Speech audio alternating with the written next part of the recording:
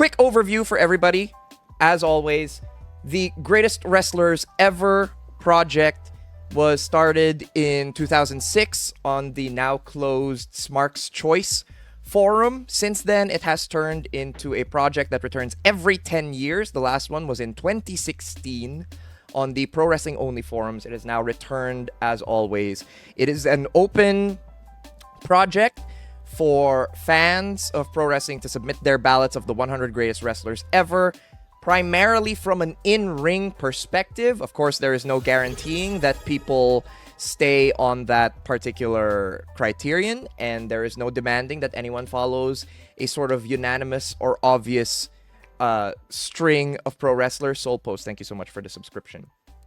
But that is the project. Already, the 2026 iteration has been the most voted on iteration of the project by a mile. I do believe the number came out to about 500 plus voters compared to roughly 100 or so in 2016, which makes this the most diverse and wide-reaching iteration of the Greatest Wrestlers Ever project ever. This is my first time submitting a ballot to the project, and we will be revealing that vote today. Of course, the standard disclaimers appear here, all right? I think you've seen them already on many ballots and pieces throughout this process. I will repeat them here for posterity. Number one, blind spots abound. And I'm talking huge blind spots, all right? There are so many things in pro wrestling I have yet to see, and no one will ever see everything that there is. Number two, of course, it's just my opinion, as is the case for any ballot. The idea of objectivity is sort of a myth, although we do try to balance fairness and attachment to the footage instead of pure preference and nostalgia or emotional attachment, right? There is a certain level of detachment that is required to sort of participate in this process as was intended. And lastly, there's gonna be bad people on the list. One spoiler I will reveal, no Chris Benoit. Chris Benoit might be the only one who truly suffered from morality or real life factors in this process, especially for my ballot as far as these things go. If I were to go back and rewatch Chris Benoit's career, he's probably got a good shot at making my ballot. The thing is, I simply had no interest to do that. There was a complete lack of intellectual curiosity on my part. I didn't study him. I didn't go back to check. I just didn't care. And I don't think that speaks to his work. I think it speaks to just how I felt about him after the crimes that he committed at the end of his life. And of course, all the further revelations about him in the years to come. Once again, I don't blame anybody at all who has Chris Benoit on their list. I have awful people on the list. I've already said that up front. I just simply could not be bothered. And that is a me thing, not anyone else.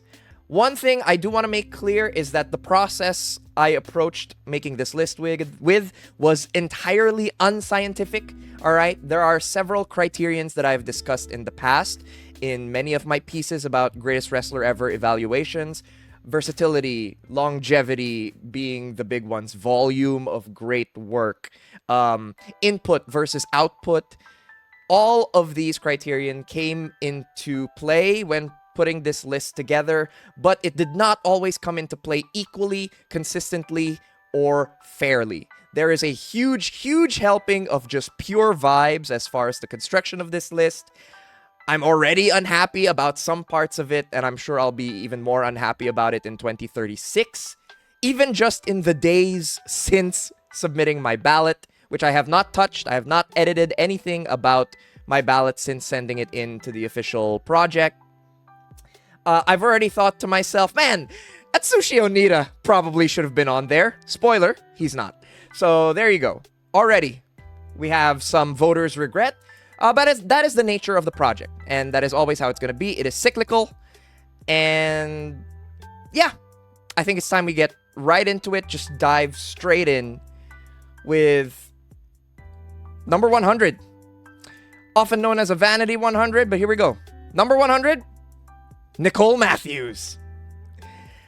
Nicole Matthews, for my money, is the greatest North American women's wrestler ever. That may be something of a controversial pick, but I think it holds true, especially when you consider how much I value longevity. Nicole has been in there since the mid-2000s, was one of the great workers in the early 2010s for Shimmer, and has continued to be great in entirely new and refreshing ways into the 2020s. One of the great heel workers on the American independents of any gender, and still excelling in that role. Now with a much sharper, sort of technical edge to her, she's basically working as a stooge maestro in the independent scene, and with that, she has 2 great title reigns to her name, the Shimmer title reign in the 2010s, and of course, as you can see in the picture, the DPW women's title reign. So there's a lot going on for Nicole Matthews. I think she deserves her spot as my Vanity 100, and yeah, she's going to be the only North American women's wrestler you guys are going to see here, and I think she more than deserves her spot. The best of the Shimmer luminaries, as far as I'm concerned, and pretty much the only one of them still going at the rate that she is going on the American independents. Nicole Matthews proudly kicks off my list at number 100. Number 99, Vern Gagne. Vern is my favorite of the Chicago 50s wrestlers. I know that might sound a bit controversial given how much people love Luthez from that particular project, but going through the footage, Vern was the one that always spoke to me and really touched my heart. I think his best match, for anybody that hasn't seen it, is the Hans Schmidt match from October 1952. It is a fantastic babyface performance from Vern, and maybe my favorite of all the Chicago archives. I highly recommend Vern, and I know you might be saying, hey, we probably don't have enough footage of Vern, and I would push back against that. A lot of people will have ranked Luthez at this point, and Vern has just as much footage as Thez, if not more if we're counting some of the late AWA work, in which he's still great, by the way. Into the 70s, a great sort of veteran technician, going up against the likes of Nick Bockwinkel. I think Vern is perfectly placed on this list at 99 as far as what we have of him and how much I can proudly say he is. And as much as we can proudly say that I understand his career, I think he's well placed here at number 99. Number 98, Abdullah the Butcher. Man, I've really come around on Abdullah the Butcher. It was interesting checking my website for reviews I've seen of his that I've written in the past. I think I reviewed his match against Necro Butcher from 2004 and really dumped on Abdullah, just said he was immobile and trash. Yeah, the charm is too powerful. Abdullah the Butcher, one of the most charming and sort of just easy to get wrestlers once you get to the heart of it. He stabs people with a fork, and I like that. I do like that. Is he inconsistent? Yes. Is he immobile in his later years? Absolutely, but the peak work is there. Helping turn Terry Funk into a folk hero in Japan in the 70s. Carving away at Carlos Colon's face through the 80s. Having great matches still into the 80s and 90s with Stan Hansen in various promotions. Abdullah the Butcher showed up everywhere. He was entertaining everywhere he went. And he's one of the greatest wrestlers of all time. Number 97. Super Porky. Alright, this one's maybe the least honest placement on the list. I think that's why he's quite low, but I love Super Porky, man. Are you kidding me? One of the great comedy wrestlers ever, and one of the great wrestlers ever, period. Alright, just a wonderful technico. Immediately easy to get. You watch that man move his body and you go, wow! Like, have you ever seen Super Porky do a dive?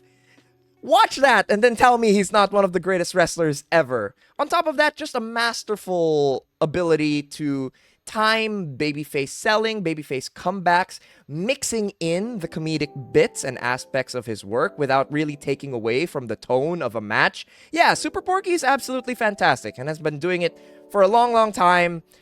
He rocks. He's the only Los Brazo that's gonna make the list, and I think that speaks highly to how entertaining he is throughout his entire career. Steph is mentioning it in the chat. The Los Infernales trios, which is among the recommended, the first match here. No, not the first. It's the fourth match on the list. November 22, 1991. It's really great, and I think is quintessential Lucha Libre. Technicos making fools of the Rudos, Rudos making them pay, and then the final comeback. Few do it as well and as delightfully as Super Porky. Number 96, Steve Corino. Corino is something of a last-minute placement, but I just like the guy. I think what really seals the deal for Steve Corino for me is gonna be the late-career ROH work. And that's not to say that the ECW work is not the crown jewel of his case, but rather that I still have more ignorance than love for the ECW work. Even then, you have great matches like reverse engineering babyface work against CW Anderson, being a racist meant to absolutely die for his sins against Tajiri, all delightful ECW classics. It's mislabeled here. The Homicide match is from ROH, obviously, but that speaks incredibly highly to his ability to work as a heel late into his career, and even as late as the 2010s, he's having great stuff against Kevin Steen, El Generico, and Colt Cabana in the famous Steenerico breakup angle. Yeah, Corino's great. Wish I knew more of him, but that's why he's a little lower than you might expect on this list. Number 95, Villano Tercero. Villano Tercero is one of the great Rudos ever. One of the great names from the UWA territory in Mexico.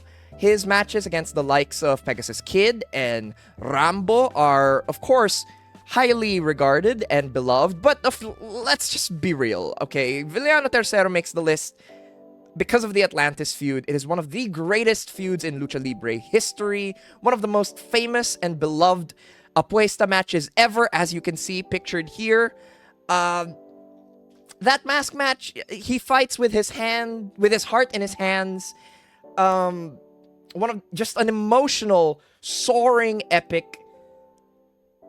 It's hard not to have him on this list when he has that to his name. And if you watch the rivalry as a whole as well, just a great brawler, still able to go scientifically on the mat as well. When you check out other matches of that list, he has a championship match against Atlantis from the month before the mask match that is just as great, but in an entirely different role or tone, rather. Yeah, Villano Tercero rules.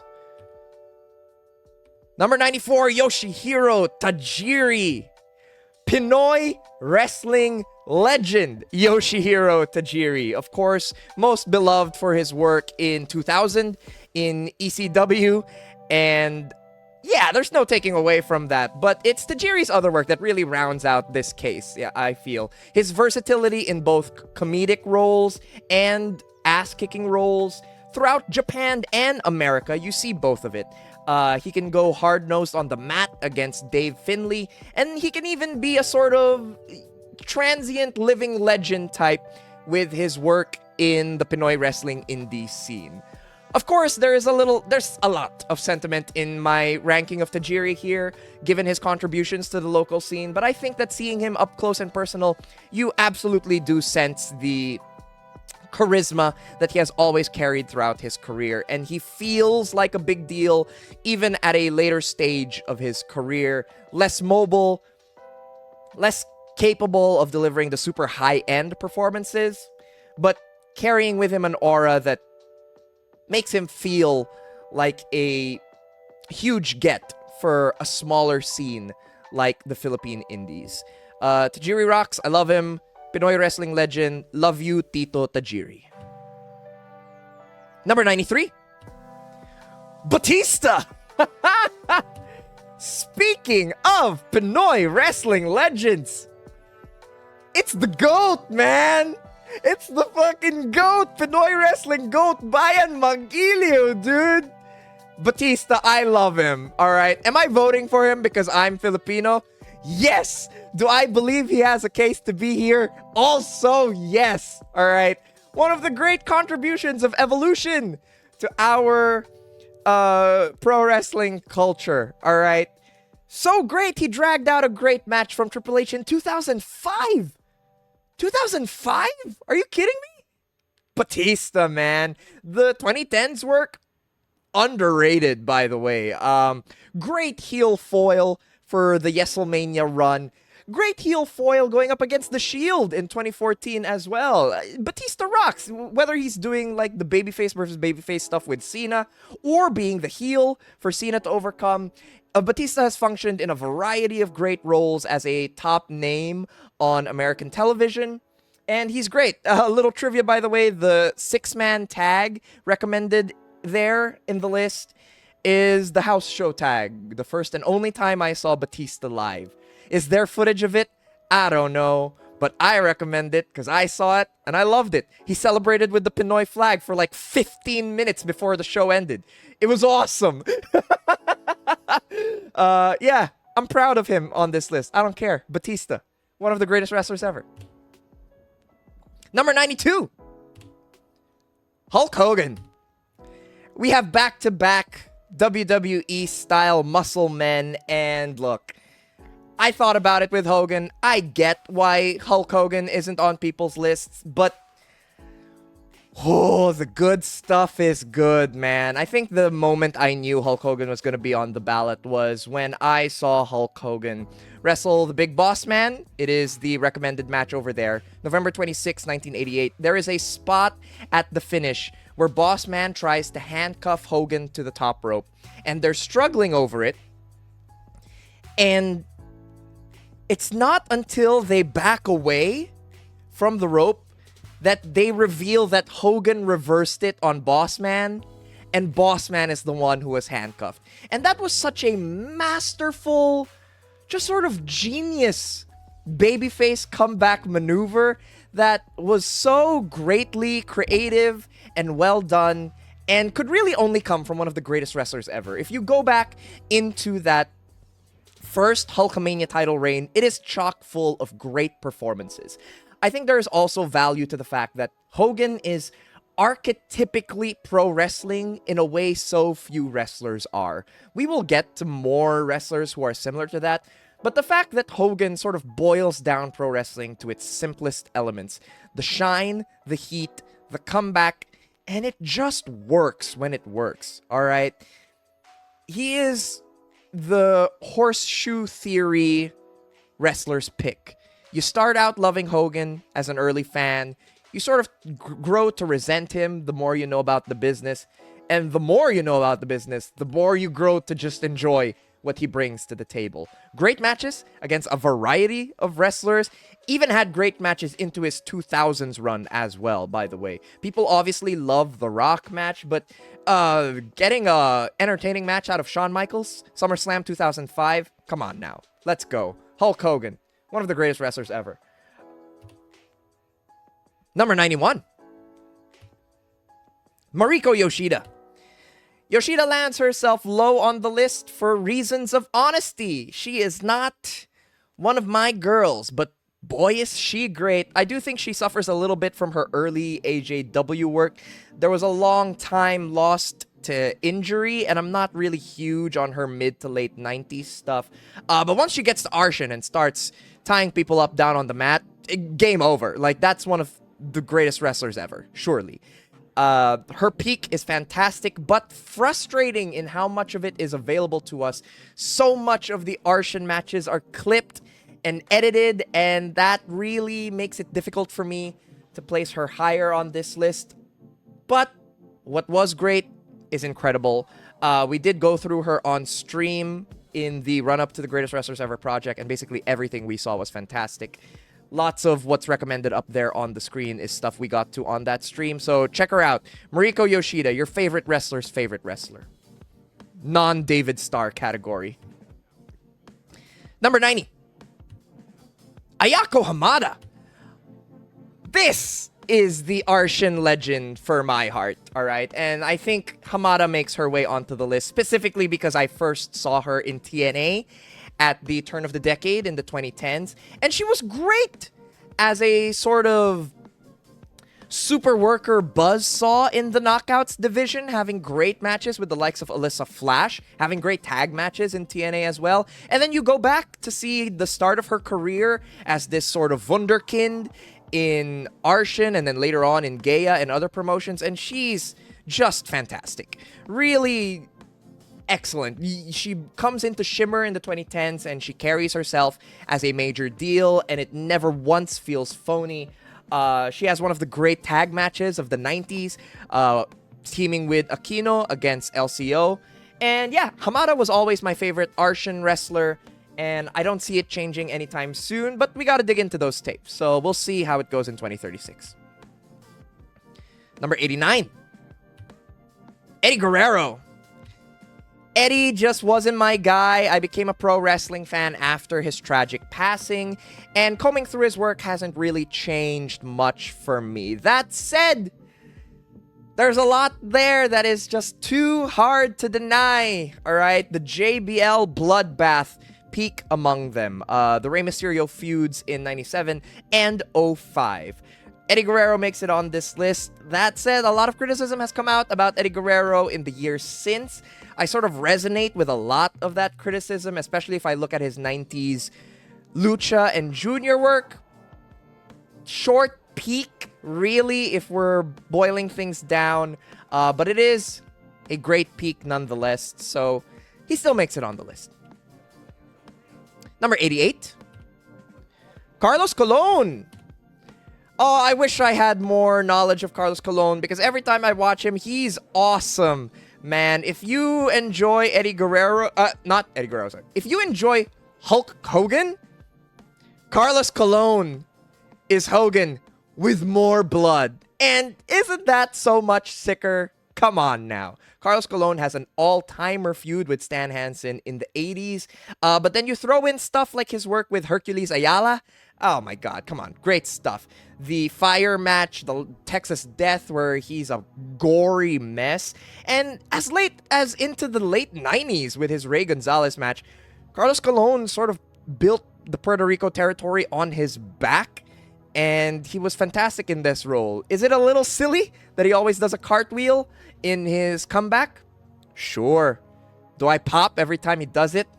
Absolutely.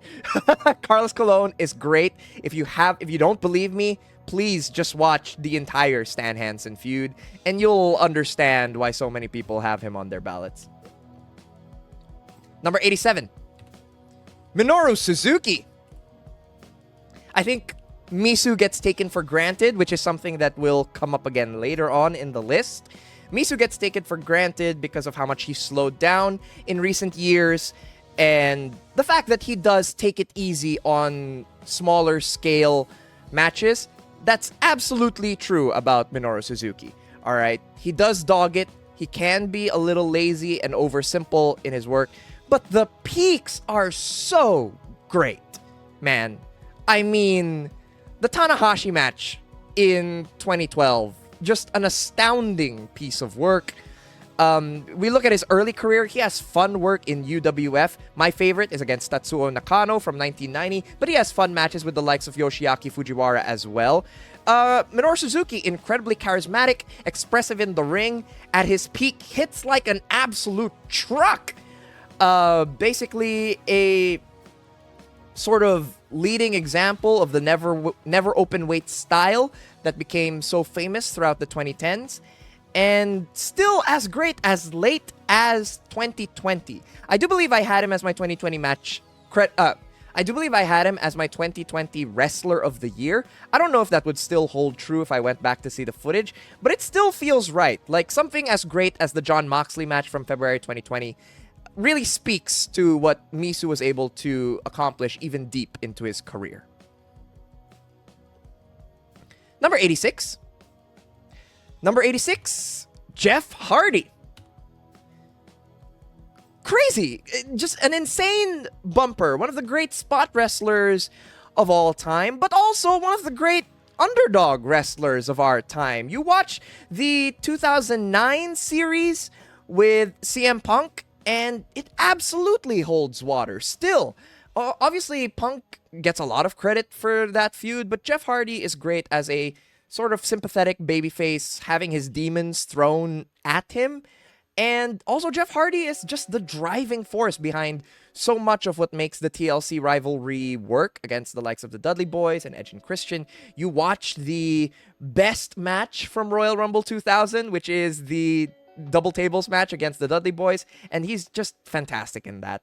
Jeff Hardy has been great for so long that you're able to sort of look past the lesser aspects of his work. Obviously, his addiction plays a role here with some lowlights like the match against Sting in TNA, of course, and his body does break down the deeper into his career we go. The deletion stuff is not my favorite, but the great stuff is so great. He is like far and away the best of the Hardy Boys, and the best Hardy Boys as far as singles work goes as well, and I think that speaks to Jeff's versatility, and he did it for a long, long time as well. So, underrated longevity case on that front. There we go. Number 85. Gunther. I feel weird about the Gunther placement. It feels a little early, but then I look at the case and it's not that weird. He's been on TV now close to a decade, was great on the indies before that, and depending on who you ask, probably the best wrestler in the WWE since many of the top level workers left for greener pastures. I don't think that's something you can really take away from Gunther as far as being that great in a setting as difficult to get great wrestling out of as 2020's WWE. Perhaps the most sterile that company has ever been, and think of the ground that covers. And Gunther is always seemingly able to break through. Great matches against the likes of Chad Gable, Sami Zayn. A fantastic match just this year with AJ Styles' retirement. I'm still holding out hope. But yeah, you look at his European work as well, and while that may have been more formulaic, you still have great matches against Ilya Dragunov in those absolute firefights. The Jordan Devlin match, I know we don't like to talk about Jordan Devlin given the allegations against him, but those matches in 2019, still great. And on the point of Gunther being formulaic, I think his WWE run actually helps him a lot on that front. I don't think he's really relied on that hand transition in a long time, and I think he's one of the people getting a lot out of simpler maneuvers in the WWE and making those matter in a way that still feels fresh and creative. Number 84. Yoshihiro Takayama. I wish I knew more about Takayama, but the great is great. Just a fantastic big match wrestler. The dome match against Nakamura. The GHC title challenge against Kenta Kobashi. Matches against Nagata and Segura in the years after that. Yeah, Takayama is just an easy wrestler to get and understand. Jamie Twitch in chat mentioning that the Don Fry fight should be suggested. Yeah, man, sure. The Don Fry fight might be one of the most influential things in pro wrestling in this century, and it's not even a pro wrestling match. But their standoff and firefight has clearly found its way into so many people's idea of how combat looks and works, and that's what Takayama brings. Just a sense of realism, hard strikes, and just a fantastic look. You see him sort of tower over pro wrestlers, and that is... Look at that, the man's ugly mug. That broken nose. Ooh! Hell yeah. I don't think I can say much more about Takayama than hell yeah. Number 83. Kana! Yeah, man. Kana rules, and I haven't even seen much of her pre-WWE work, but if we're just looking at the WWE work, fantastic. The NXT title reign is going to be the real centerpiece for her case because it is great. Just a sort of force of nature wrestler set loose upon a roster that nobody can solve, and it is awesome. The matches with Bailey are both great, but I especially like the rematch. Bailey versus Asuka, by the way, has the sort of vibe of a Sting Vader for a new decade. The Ember Moon match, also great, but the stuff in Shimmer stands out as well, where Kana was just a real great presence in that scene, adding a lot of credibility to Shimmer in the early 2010s, delivering great matches against a lot of their top names. Sarah Del Rey and cheerleader Melissa among them, as I mentioned here on screen, but she had many, many great matches. I do believe there's even a great Madison Eagles match as well. Yeah, Kana great. I love her. The music match against Meiko Satomura is absolutely iconic at this point. A well-loved piece of sort of niche novel pro wrestling that many have learned to love. So, Kana rules. Number 82, Stan Lane. I don't think Stan Lane would have made my list up to even a few months ago. But then, you realize that he was great in the Fabulous Ones as well as the Midnight Express. And it's like, yeah, gotta have Stan Lane. All right. Two of the great tag teams of the 80s in two entirely different roles, by the way. A great babyface, both in Peril and Hot Tag, while teaming with Steve Kern in Memphis and other territories. And then later on, working in Control as a stooge with Bobby Eaton in the Midnight Express. I am over the moon about the new Midnight Express pairing, and I think they're one of the great tag teams ever. Stan Lane has a huge piece of that, obviously. And the fact that he's able to show his versatility in multiple roles, even within the Midnight Express, they had a short babyface run that speaks to how well they mastered both sides of the field. So yeah, Stan Lane makes the list here. Number 81, Jushin Thunder Liger. He's just not my guy, I fear, but I do love Liger in a lot of ways, all right? The Otani match from 97 is fantastic, absolutely. The thing that really seals him on the list, makes sure that he gets on, is the pre-Liger performance in the UWF versus New Japan Gauntlet from 1986. I think he's fantastic in that. That's before he puts the mask on. But even after that, he's an absolute superstar once he gets into the junior ace role. The Naoki Sano matches are famous. There are some really underrated matches that I don't see talked about enough in the early 90s against the likes of, I believe his name is Honaga, where Honaga plays a real scumbag heel and Liger is the conquering hero. I think Liger is great. He just doesn't have the same connection to me personally as other Japanese contemporaries at the time. I do believe that as time has gone on, there has been more love for New Japan's heavyweight scene as opposed to how well beloved the junior heavyweight scene was in the 90s and then into the 2000s as well.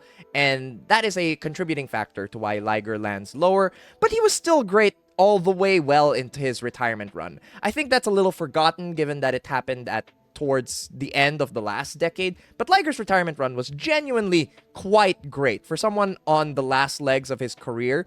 The retirement match itself is great, but the Suzuki match in October of 2019 is fantastic and delightful and emotional. There are some great build-up tags leading to that as well. So Liger was great basically the whole time, even if I don't always care for the in-house New Japan Junior style that he most famously championed. Number 80, Sangre Chicana.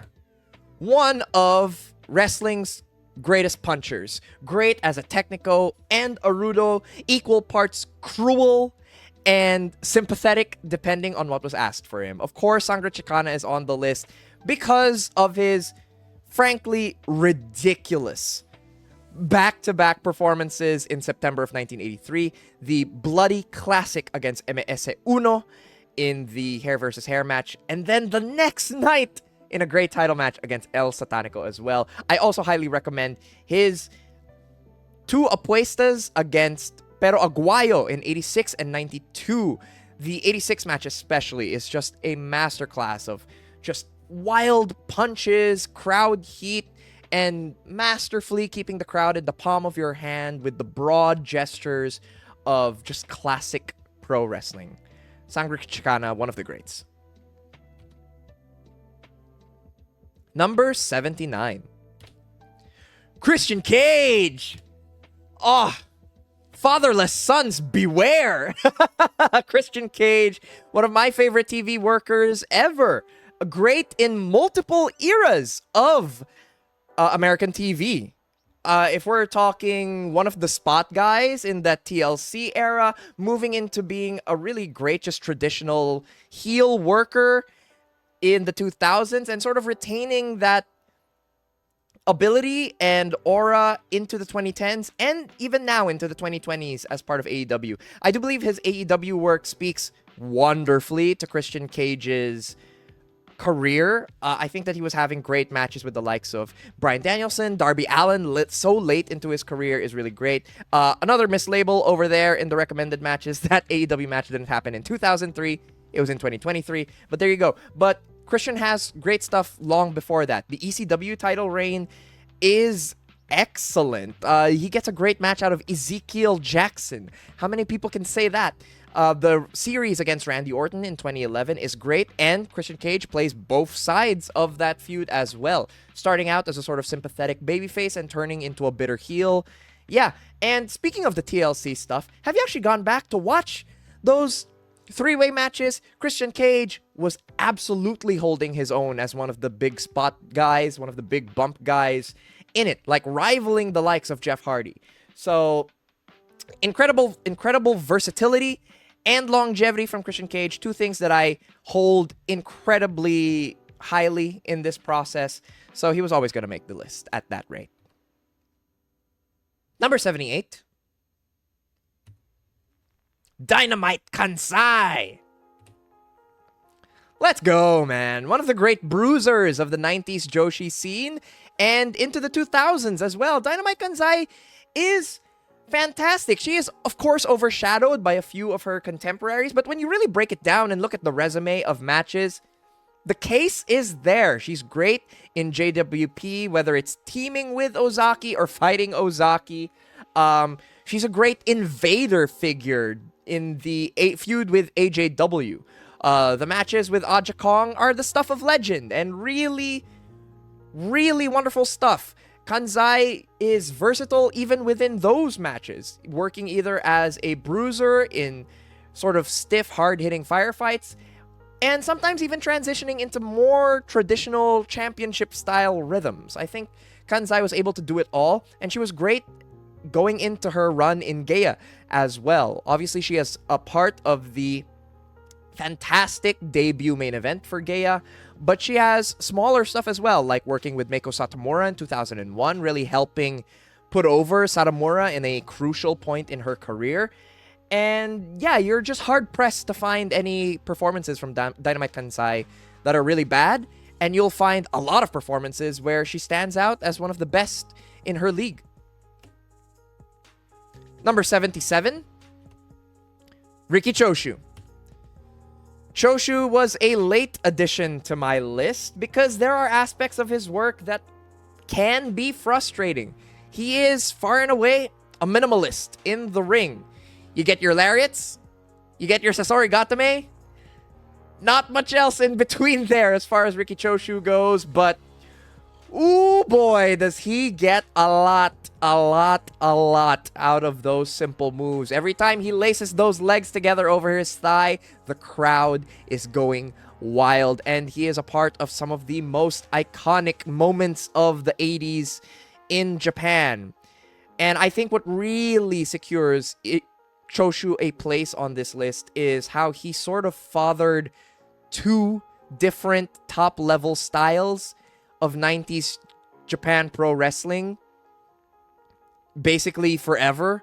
All right, if you think of the strong style New Japan 90s heavyweight super fight, yeah, that's Choshu through and through. Working your way towards those simple big bombs until the other guy drops, that's Choshu. But then Choshu takes a trip to All Japan in the mid-80s, and suddenly he's also originating King's Road, dropping Tenryu on his head on the apron, going from the mat work into those big trading bombs towards the end.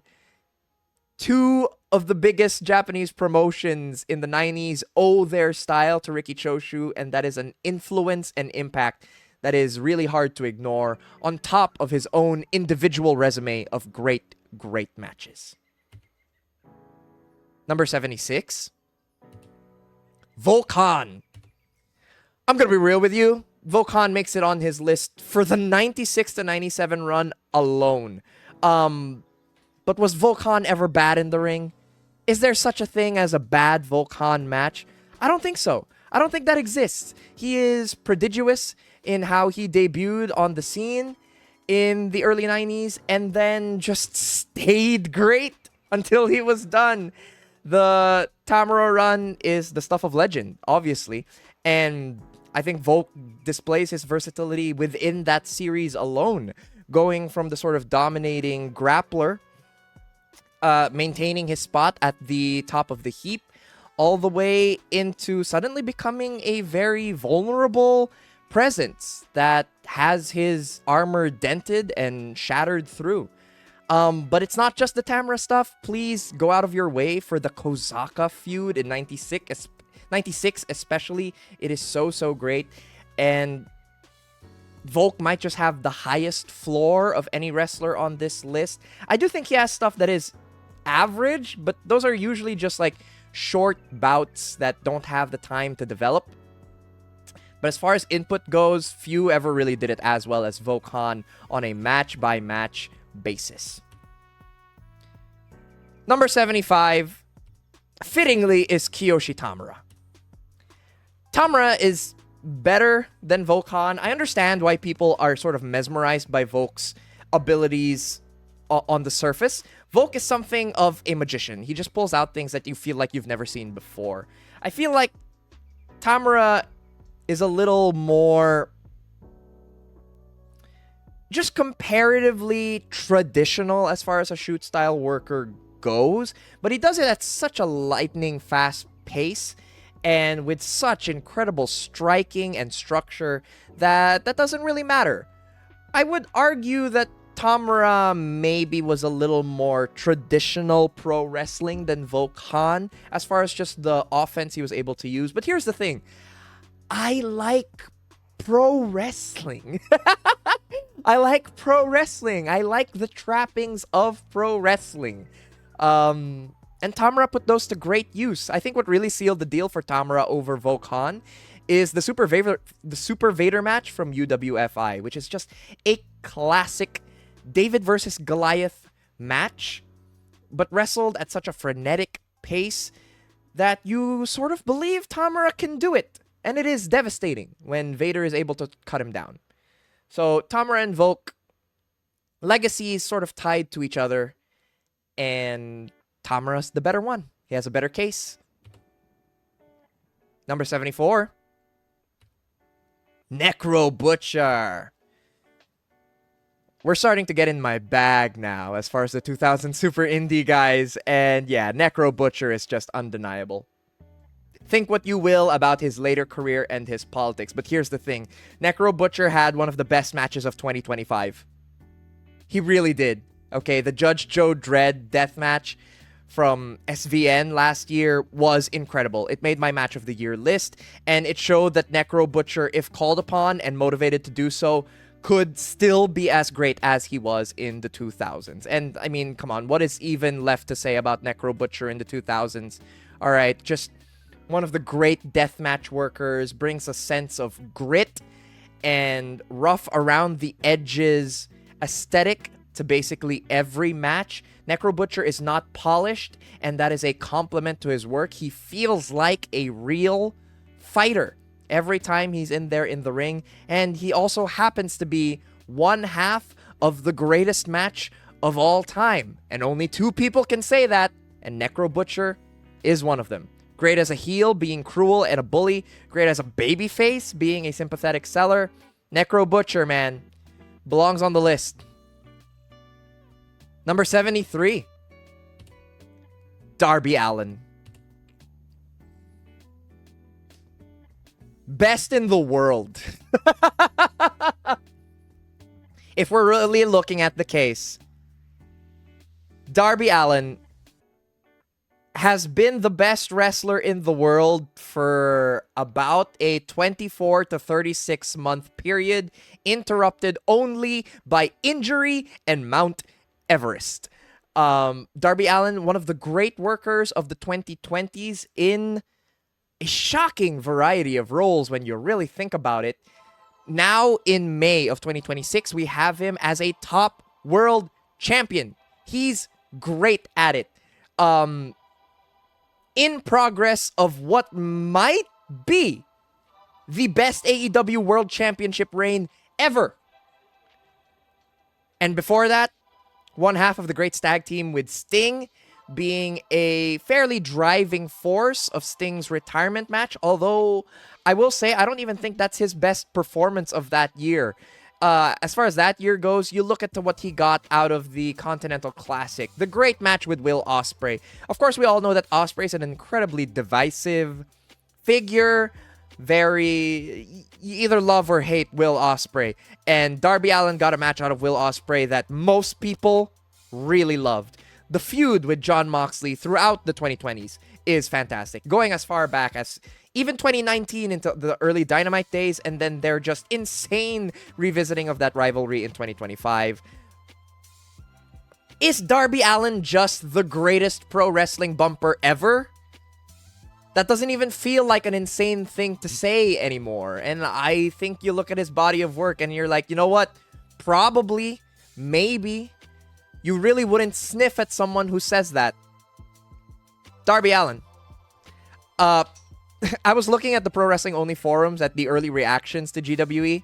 Some people are already regretting how low they put Darby Allin, and at the pace he's going, which is an obscene pace, sort of being a runaway wrestler of the year. I guess spoilers, but is it really a spoiler? It seems kind of obvious to me. Yeah, Darby Allin is well on track to be on many more ballots in the next decade. But I guess we'll find out how his body holds up. Number 72. Timothy Thatcher. Timothy Thatcher is one of the great indie workers of the 2010s. Of course, US Super Indies have my heart. But as far as everything after that era goes, Timothy Thatcher is one of the best at it. Hard-nosed, committed to his style. I think that's what I really appreciate about Thatcher, is the refusal to compromise. Sometimes it'll come through and his lesser opponents will break through and sort of force their style on Thatcher, but more often than not, it is Thatcher imposing himself and his philosophies in the ring on every single opponent, and it is a great philosophy. I don't think anyone in the 2020s and 2010s looks more like a pro wrestler, just visually, than Timothy Thatcher. I think he's fantastic aesthetically. I think he can take it to the mat as one of the great grapplers of the last 2 decades. I think he can stand and trade with really great strikes. He functions in a variety of roles, whether it's as a bully against a young hometown hero like Daniel Makabe, or suddenly becoming an incredibly sympathetic babyface against the likes of maybe Chris Hero or Walter in other places. Yeah, Thatcher has been great, and even now as something of a traveling WWE ID wrestler, it still breaks through, and Thatcher is still great when given the runway. Just look at his matches with Charlie Dempsey this year alone. Yeah, Timothy Thatcher, one of the greats from the post-Super Indie era. Number 71.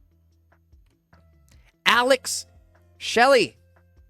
The better Motor City Machine Gun. My apologies to Chris Sabin, who will not be making the ballot, but Alex Shelley's singles work, it's what lands him the position on this list. Of course, the run with the guns is the stuff of legend. Great matches all over. PWG, ROH, TNA, obviously, and hell, even the WWE. I thought they were quite great in a 4-way ladder match last year. And the singles matches with Shelley are great as well. Shelley helped sort of prepare a new era of indie luminaries in the 2020s for television. Like, look at the list of people that he was wrestling there. Lee Moriarty is sort of a made guy based off of the Alex Shelley rivalry. Daniel Garcia had his run-in with Alex Shelley as well. Alex Shelley was one of the better IWTV world champions as well. It was a short reign, but the matches that we got out of it were great. So, Alex Shelley, guns up. That's a different team, but you get it. Alex Shelley is the better of the Motor City Machine Guns, just because I like his singles run more. Number 70, William Regal. He's a man, such a man, such a man. I mean, come on. I think Regal did well in the last GWE. I think he will drop maybe a little, but the work is still the work. And Regal was great. One of the better Shinya Hashimoto matches in that first IWG... I guess it was his second IWGP title reign. Interrupted very briefly by Fujinami in the middle. But generally his first like ace run. Regal also has great matches on WCW TV against the likes of the Belfast Brawler, whether the crowd wanted him to or not. Regal, another guy that was able to sort of impose his philosophies on opponents, but was also incredibly versatile and fluid in how he was able to fit as a figure on American television wrestling. Plays a comedy guy, most notably in the 90s and 2000s, but even then, sometimes it breaks through when you give him someone like Fit Finlay or Chris Benoit to work against. And I think what really seals the deal for Regal for me is the late career matches. I mean, just great, great stuff against the likes of Bryan, Cesaro, Ono, and of course, the Dean Ambrose matches in FCW are just really great, emotional performances from both men at a really high level. So that lands William Regal on this list pretty easily. Number 69, Roderick Strong. I don't love Roddy the way some do, but the case is just too strong, man. Pun intended, I suppose. I mean, apologies to everybody who's sick of... Apologies to everyone who's sick of long ROH World title matches. I'm sorry, those Dragon matches fucking rock. They do.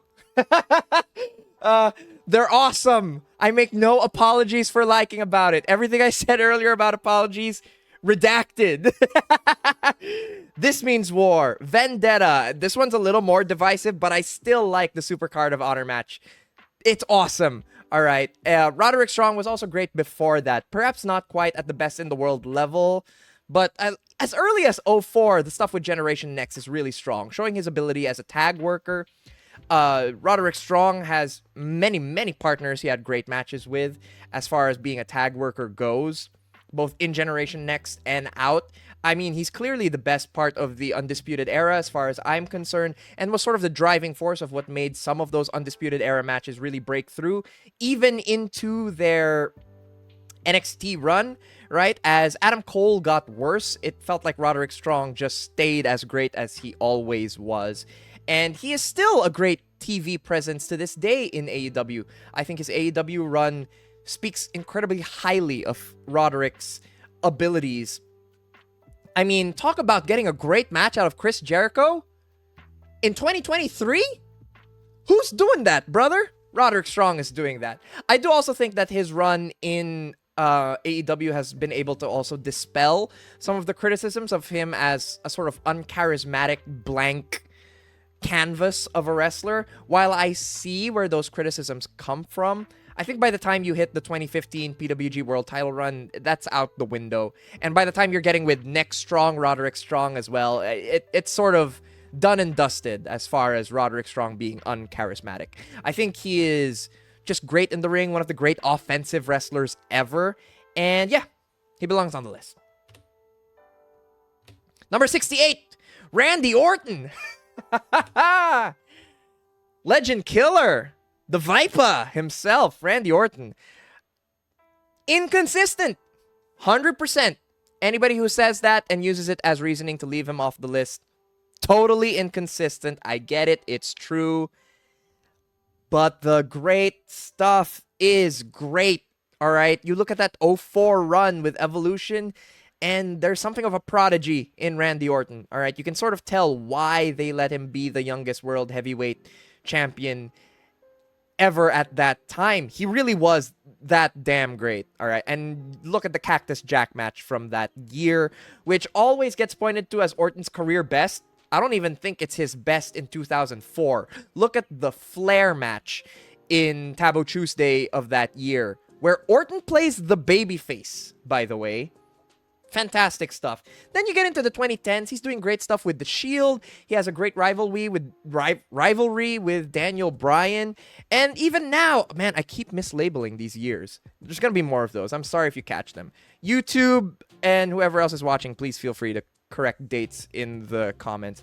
The King of the Ring final with Gunther is excellent. I mean, just one of the great, like, limb-selling performances of that year. Incredibly subtle, but incredibly moving stuff from Randy Orton.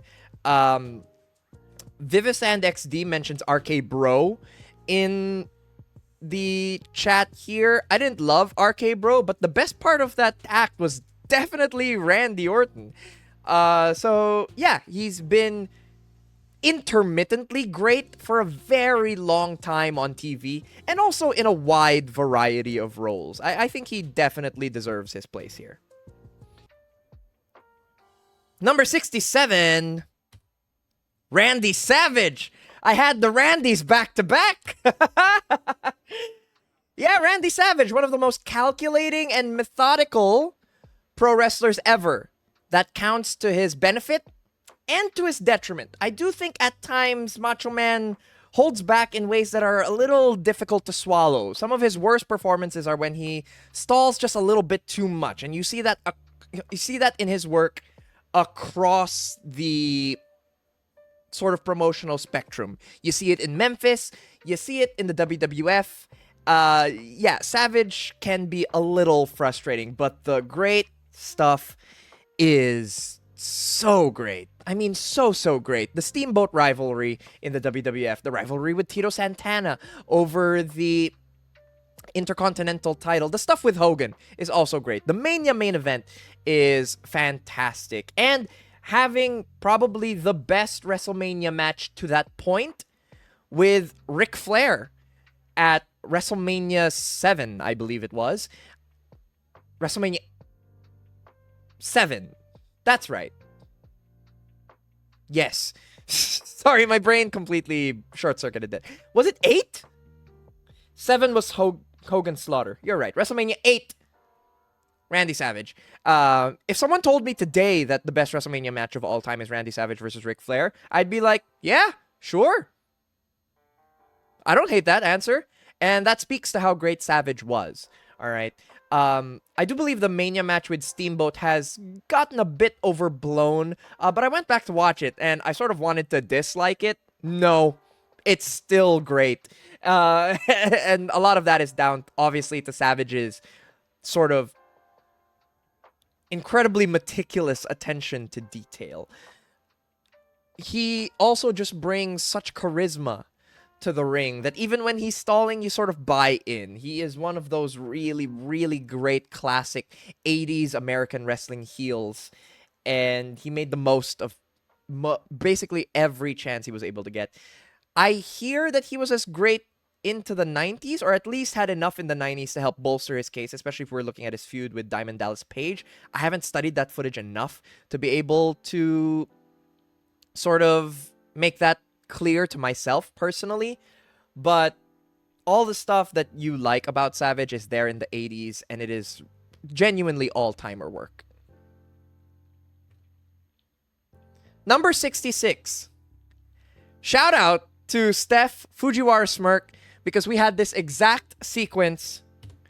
Roddy Piper.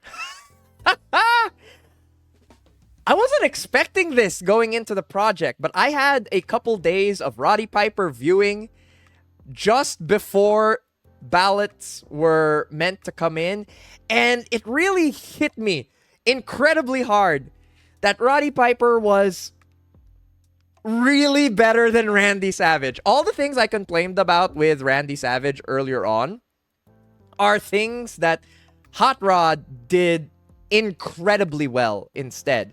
Does Hot Rod stall? No. He is just so active, so alive in the ring. And does that take away from his heel work? Also no. Mean. He's mean. He's a loudmouth. He's brash and arrogant. But when he's a babyface, he walks tall and he's a great brawler. The matches with Orndorff in 85 were a revelation. Just wow. Wow levels of great wrestling with Orndorff in Madison Square Garden, later on Saturday Night's Main Event. Roddy Piper, just one of the greats in the 80s, and still great into the early 90s as well. I mean, the match with Bret Hart is excellent. Before the main event, that's the greatest WrestleMania match to that point. Yeah, but then the main event happens, and But yeah, Roddy Piper on a match-to-match basis sort of has a similar looking case to Randy Savage. It's just that Roddy Piper was better in the ring watching their performances. So there you go. Obviously, the matches with Greg Valentine as well. The dog collar is awesome, but the build-up singles before that, where they're trying to strangle each other with the guardrail rope, perfect stuff. Love you, Hot Rod.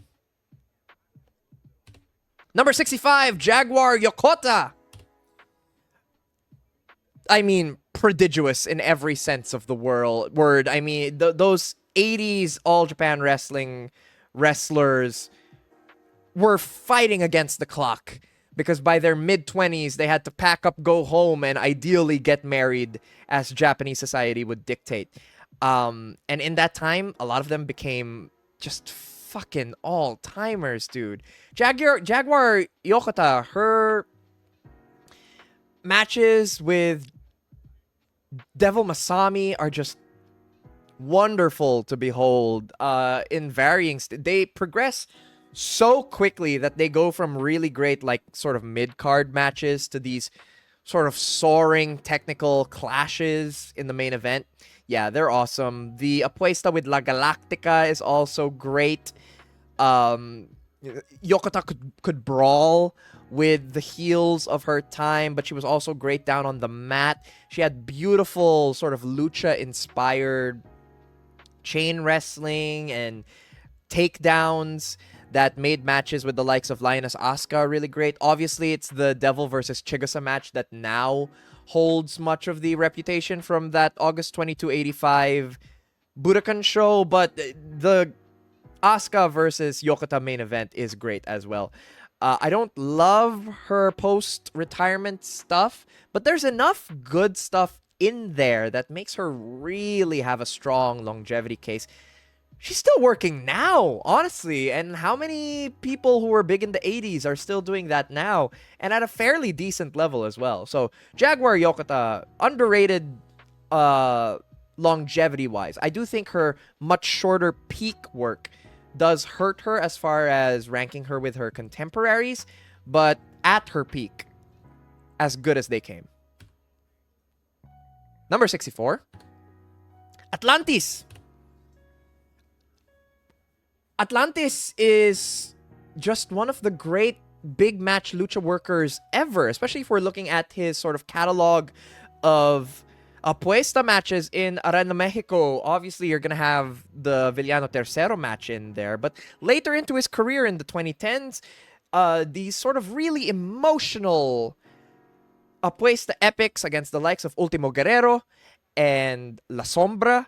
And Atlantis is still good, even now. Not great. He's obviously slowed down, but he's still entertaining to watch in there in the ring, along with his successor, Atlantis Jr. And Atlantis was great going all the way back into the 80s.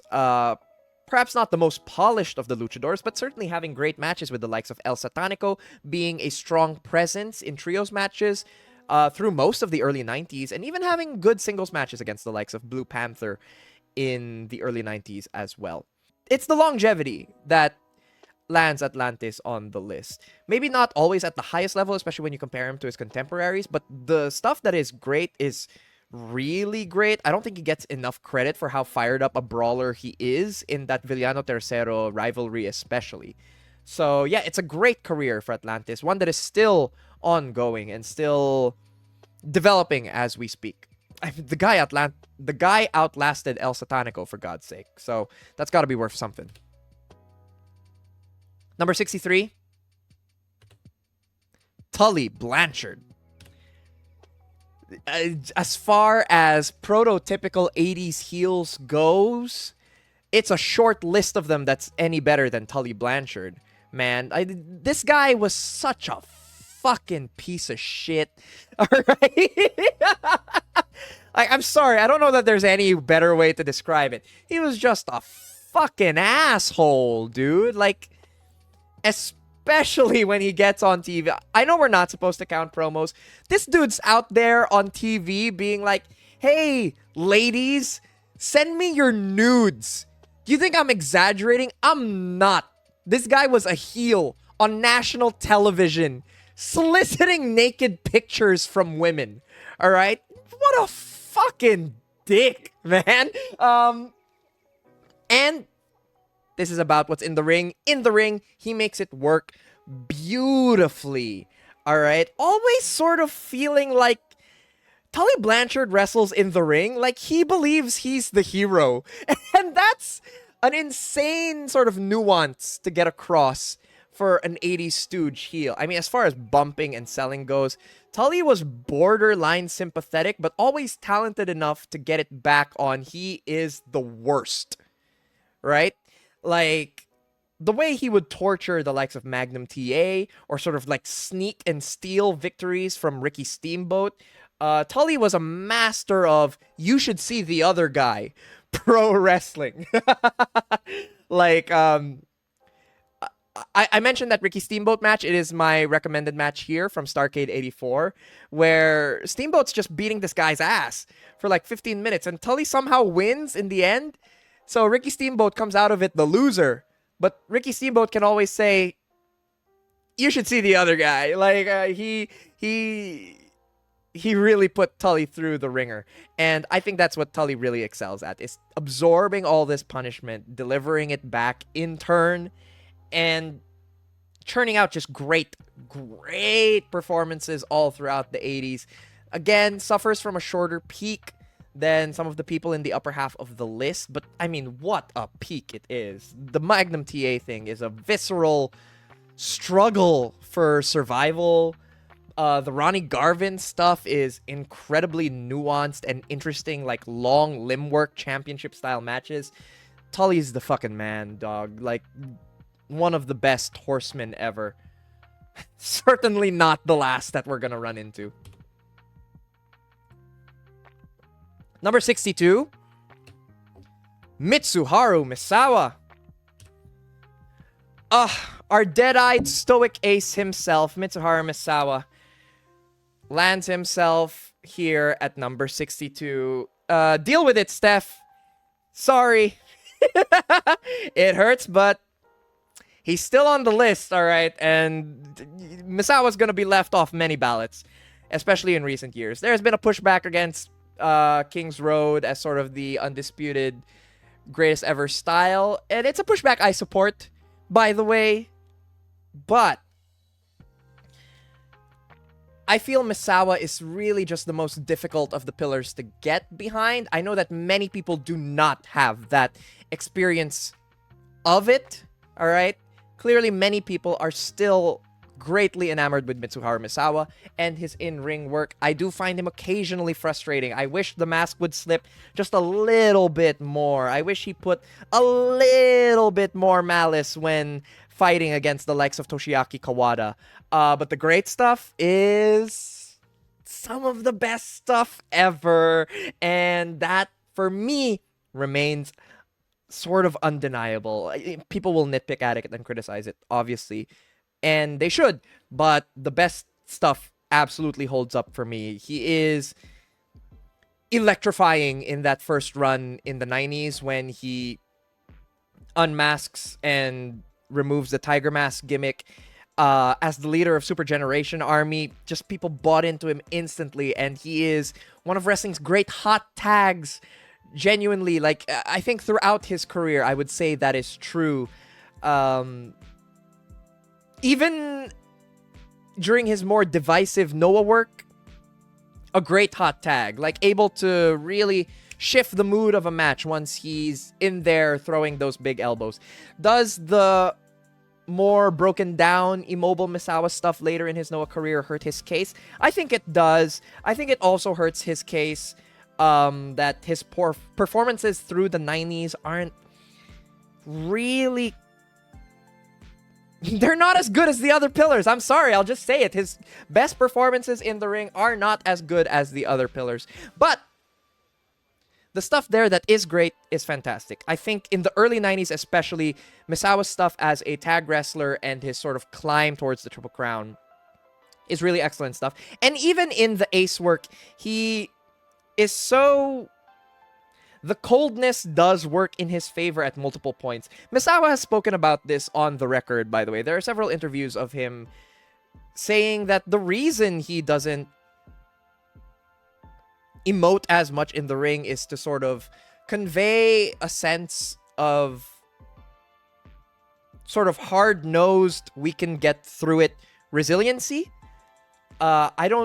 I cannot speak firsthand about how that translated to the Japanese audience. Clearly enough to sell out all those Budokons in a row. To me, it's hot and cold. It is hot and cold with Mitsuharu Misawa.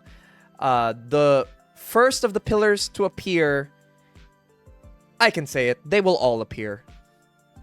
Misawa lands here in the 60s. Number 61. Lioness Asuka. What the fuck was I talking about in my YouTube video about, in the 90s? Crush Gals rule! What it was having the Gaia work more accessible.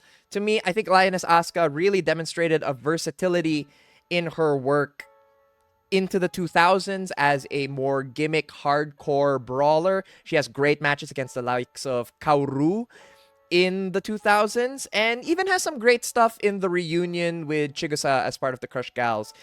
They always sort of had an annual let's beat up the baddies match, and they were always pretty good, and even great to a certain point. The last Crush Gals match on tape that we have from Gaia in like 04 was like shockingly charming and great, and Asuka is as much a part of that as Chigusa, especially when they start going into the gimmick work. But Lioness Asuka's center of her case is the Crush Gal stuff, because it's awesome and she's great in it. And what Asuka brings to the team is being the offensive machine. She is not the one relied on to sell. She's not the one relied on to draw sympathy, but she's a fucking ass kicker, and she was great at that in the 80s. I mean, when she starts swinging people around, I'm in there hooting and hollering with all the schoolgirls in Kirkenhall, just, woo, get their asses, Lioness. And even as sort of like a championship ace figure deeper into the 80s, she's great in that role as well. Like, I think she's really excellent in that singles match with Chigusa in 1989, which has always been my favorite of the Crush Gals Explodes matches. And she does a great job passing the torch to Bull Nakano as well before her first retirement. So, yeah, there's a great longevity case there for Lioness Asuka. Not as great as some of her other contemporaries, as we are bound to see later on, but definitely enough to land her on this list. Number 60. Orange Cassidy.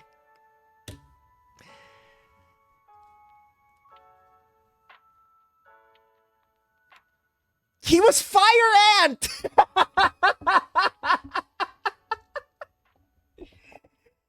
He was Fire Ant!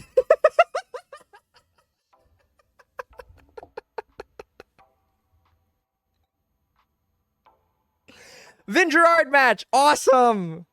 A place that's against Fist, awesome! Stuff at the turn of the decade where he starts being booked as like a more serious babyface wrestler against the likes of Eddie Kingston in the 12 Large series. Awesome. Makes the switch to comedy wrestling, like even more comedy wrestling than as a fucking anthropomorphic ant, right? into the Orange Cassidy gimmick, and he makes it work on the indies, both in comedic matches and played straight. All right.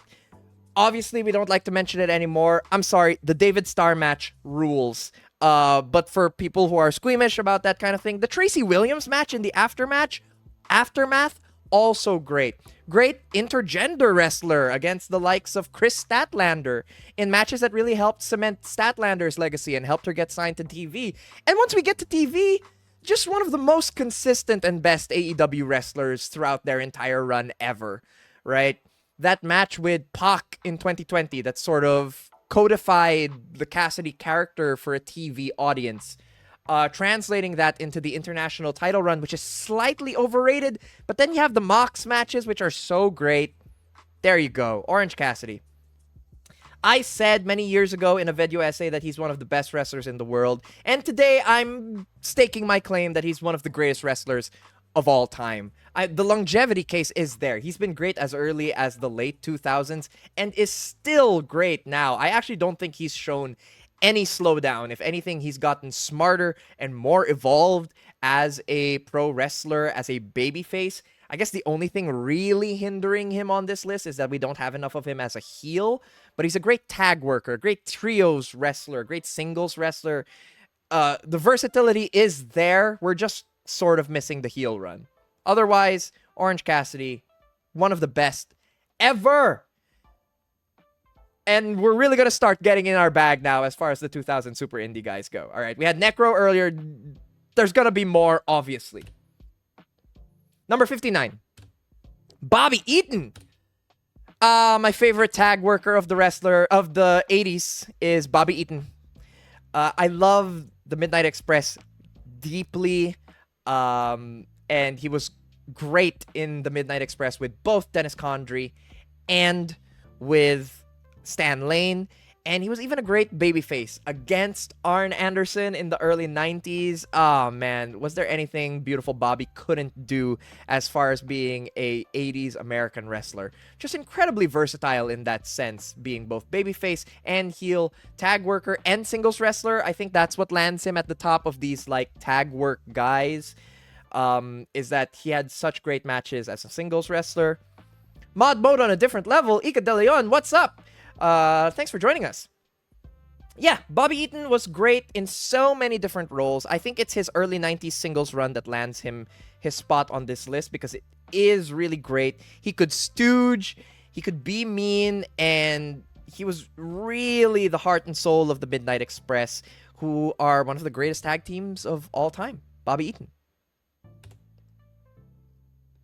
Number 58. Jon Moxley.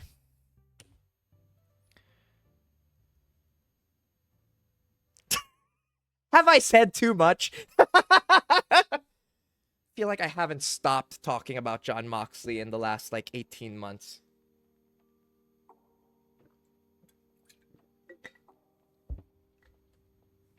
The one true king, the best wrestler of the 2020s, Jon Moxley has evolved into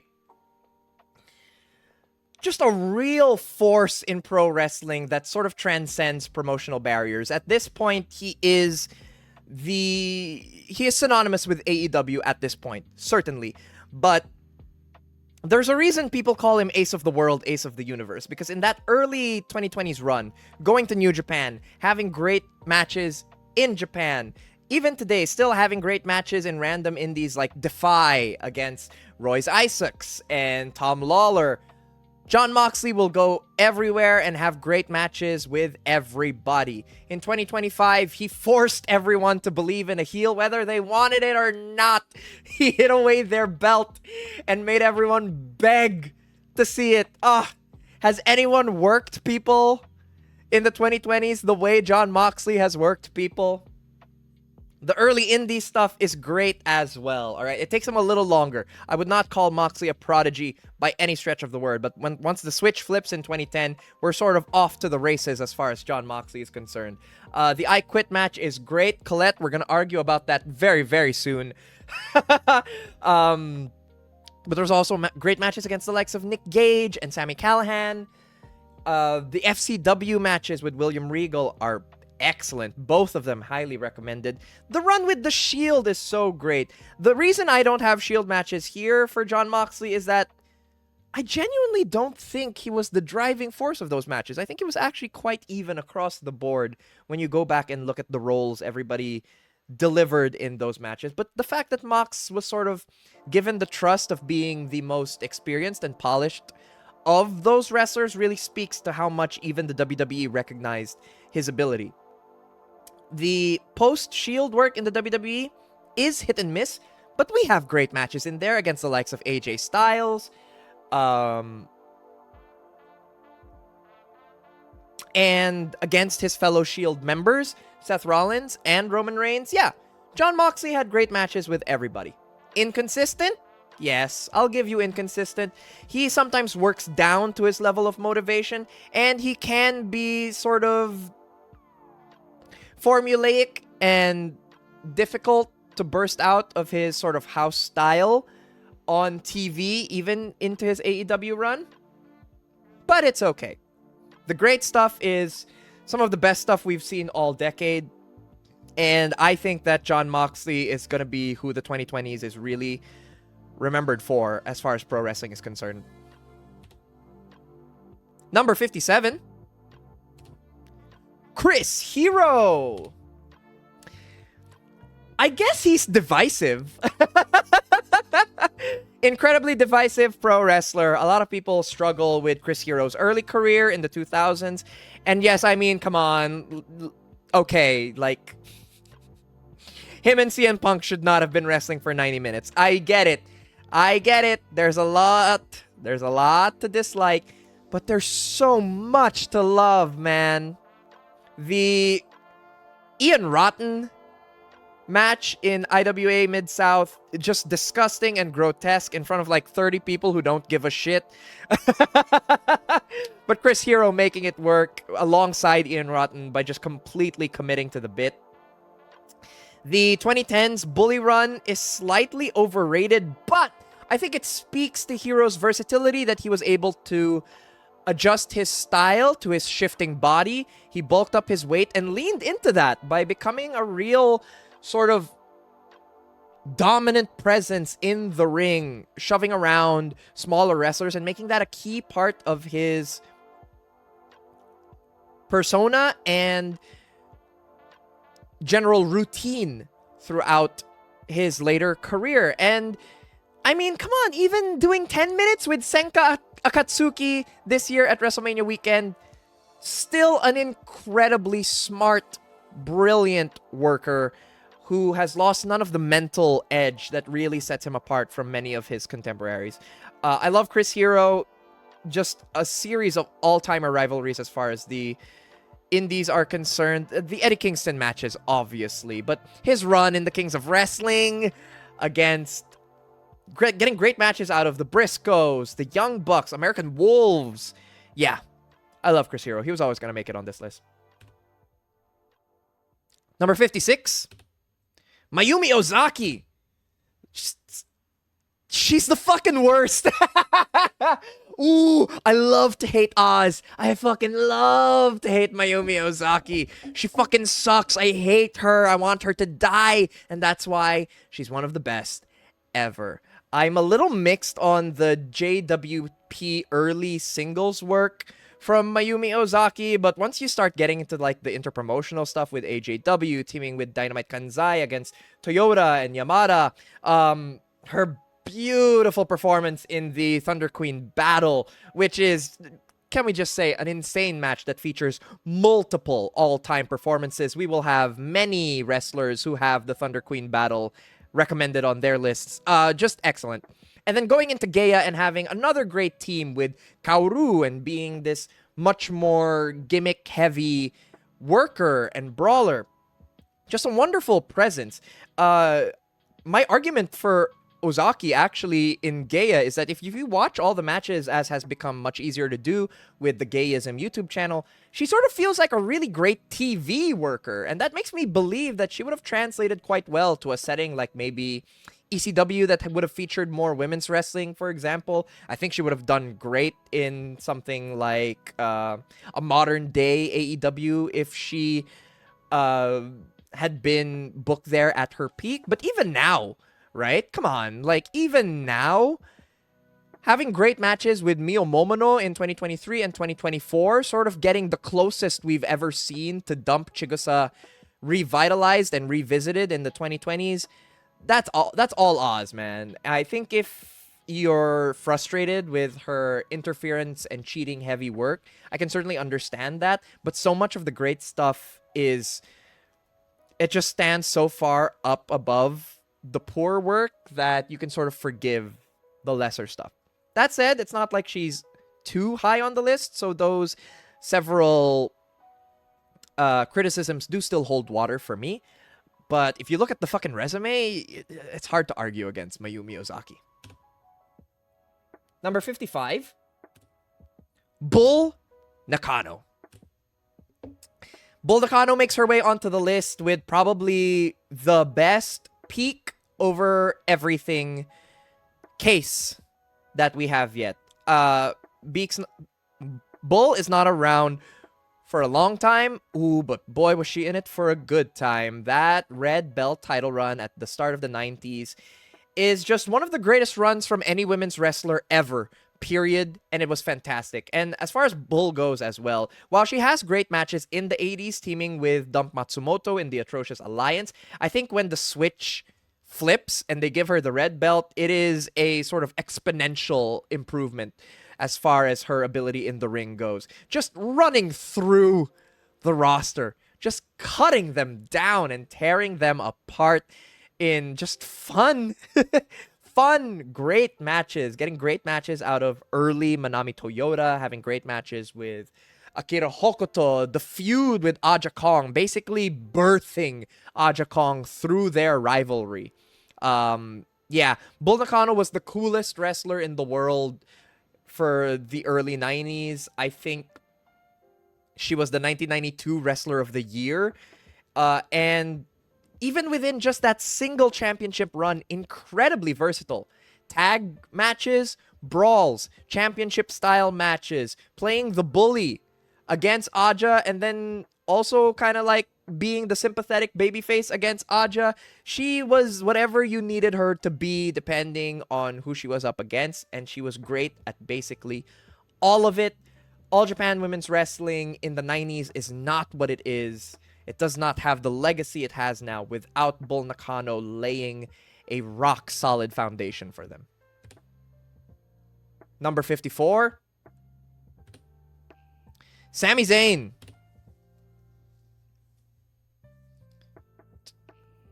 The children can take a fucking walk. Take a goddamn walk if you don't get it.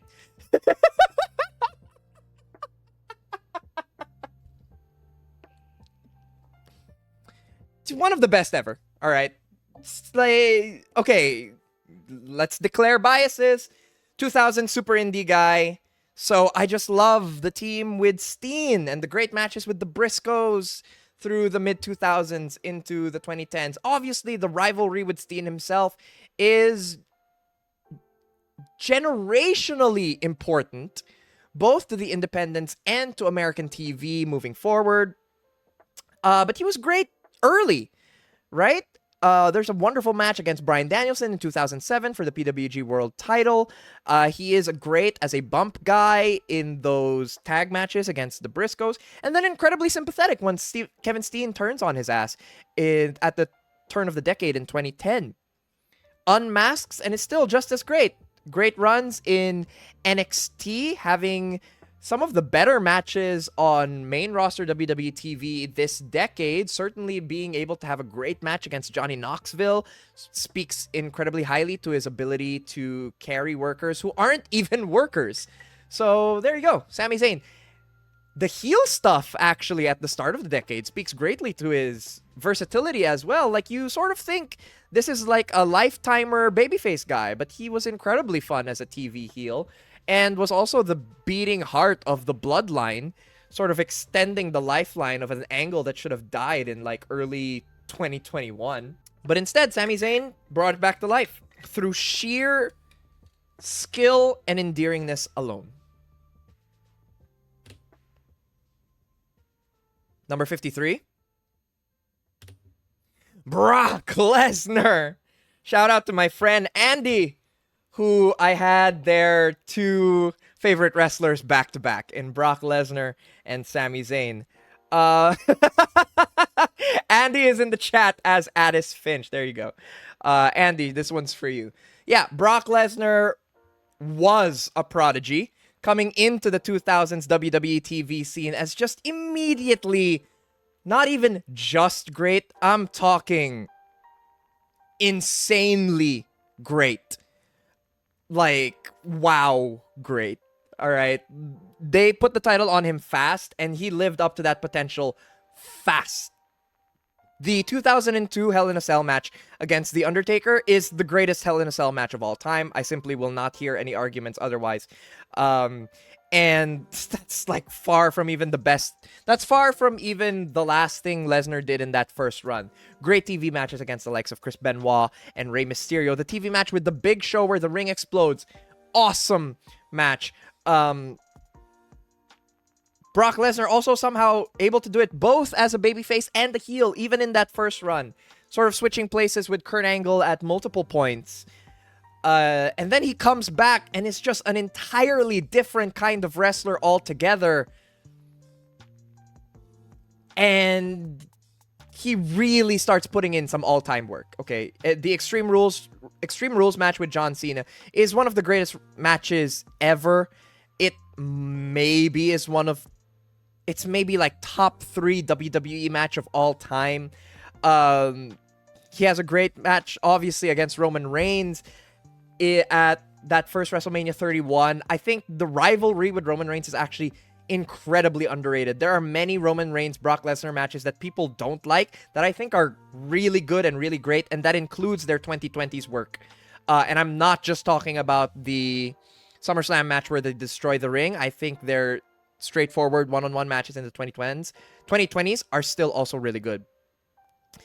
There is the Goldberg match in the 2010s. Both the squash at Survivor Series and then the sprint at WrestleMania, which are both fucking great. And also the run of matches Brock had against the nerd favorites, right? Having great matches with AJ Styles and basically sort of forcing that match to happen because he didn't want to work with Jinder Mahal. The matches with Daniel Bryan. Getting Finn Balor's career match out of him by selling his diverticulitis. He sold the diverticulitis! Obviously an awful person, but a fantastic pro wrestler. Number 52, Andre the Giant. Sometimes I like to imagine being in the arena watching Andre the Giant work, and I can't even fathom what it would have been like. Seeing a man of that size in the 70s, 50s, and 60s, not the 50s, sorry, the 60s and 70s, move the way that Andre the Giant was moving is sort of just baffling to consider. And I wish more than anything that I could have been there to see it because, oh my god. The footage we have of Andre in the 60s and 70s is so great. And he has great matches against the likes of Inoki and Strong Kobayashi in IWE. But then you get into the 80s and he's also having great matches and brawls with Stan Hansen and Killer Khan, and in varying different styles too. He could have done the long sort of mat-based championship style matches, the 2 out of 3 falls matches. He did those. He did the crazy wild stuff with Killer Khan. He did the slower, very spectacle-driven matches against Hogan later on in his career, and then he never stopped being very at least thoughtful about his capabilities in the ring. When he became less mobile, he relied on his charisma and his presence to drive matches, and he was always a great character wherever he went. He was always a spectacle wherever he went. You wanted to be there to see a human that just looked like this and did the things he was able to do. Andre the Giant is great. And I don't care what any other wrestlers said about him, whether they liked having matches with him or not. Andre the Giant was awesome. In the purest sense of the word, you would be in the crowd and be in awe of him. Number 51, halfway point of the list, Claudio Castagnoli. The picture of consistency. Has been great forever. Fucking forever he's been great. Alright? He's part... No one talks about how good he is in the Cage of Death, stooging for Samoa Joe. He's awesome in that, and it's one of the greatest matches ever. The run with Chris Hero in the early 2010s. Amazing. One of the great Eddie Kingston rivals, up there with Chris Hero. Having great matches with Eddie Kingston in various styles, whether it be brawling or whether they're calling to their beloved King's Road matches, as always. Claudio, also a great TV wrestler, now in both the WWE and in AEW. I remember a certain sentiment that Claudio's post-WWE run was slightly disappointing. I think he's easily dispelled those ideas with the great matches against Darby Allin, wonderful tags as part of the Death Riders. I do believe that Claudio Castagnoli is one of the best tag team workers ever, period. Has had great tags teaming with the likes of Jon Moxley, Wheeler Yuta, Daniel Garcia, Chris Hero, as we already mentioned, Sheamus, teaming with Jack Swagger in the early 2010s, also fun, but also never lacking in like high-end matches, even in those WWE run. The feuds with Sami Zayn, the retirement match with William Regal. I think also Claudio's run in CMLL has been a huge boon for his case. It's sort of like dream come true booking to have him finally in there, basing for the High Flyers. Having these great singles matches with Gran Guerrero. Who the fuck is having great singles matches with Gran Guerrero? And I like Los Guerreros Laguneros, but who is having great matches with Gran Guerrero? Claudio Castagnoli is having great matches with Gran Guerrero. And that's why he's right here at the exact middle of the list.